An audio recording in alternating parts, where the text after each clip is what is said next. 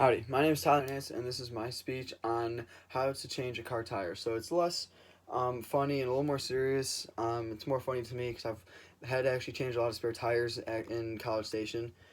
So I guess our first step is first you have to understand what a flat tire is. So a flat tire is obviously when your tire is not at it's popped or it's not at the right level that it needs to be, and you need to switch it out in case the tire's damaged or any case. So you need to understand what the processes that your vehicle has to change out the spare tire. Some you have to lower from the trunk. Some you have to go underneath to lower down with just like it's like a little wrench or a little pivot or like a screw.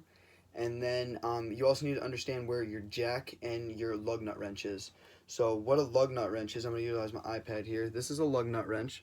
So you've seen it. It's also called an X bar. And what it does is there's four different sizes on it, and you have to find your size, and you have to do it. So your tip number one is going to be to make sure you crack your lug nuts before you change the tire. If you jack the car up and then you go to change the crack the lug nuts, the tire's just going to spin. So your first step is to crack the lug nut. Sometimes they stick a lot, but you got to be able to push up with it.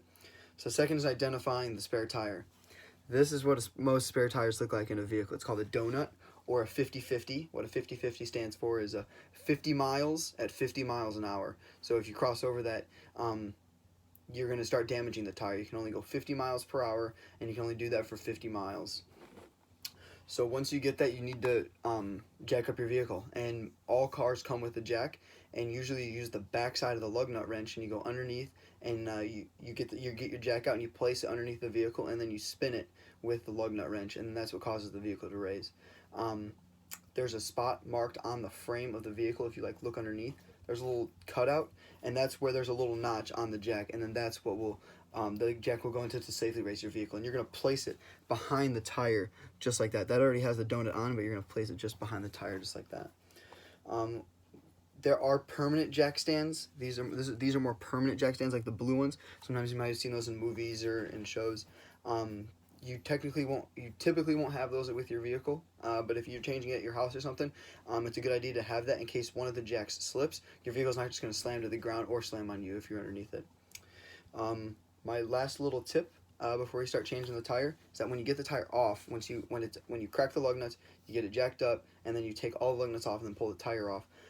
Take that flat tire and you actually place it underneath your vehicle just like that. What that will allow is if that jack slips, it's going to fall on the tire and not on the ground and damage your vehicle anymore.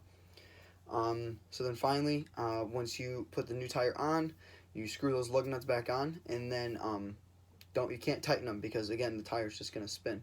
So you'll slowly lower the jack, and then you'll crack the lug nuts all the way over. And what you do is you do it in a diamond pattern. So you'll start like the bottom left, and then you go across, and then you go down, and then you go across, and you basically just make a star, and you just keep tightening those until you pretty much can't tighten them anymore. So that is my speech on how to change a flat tire. Thank you.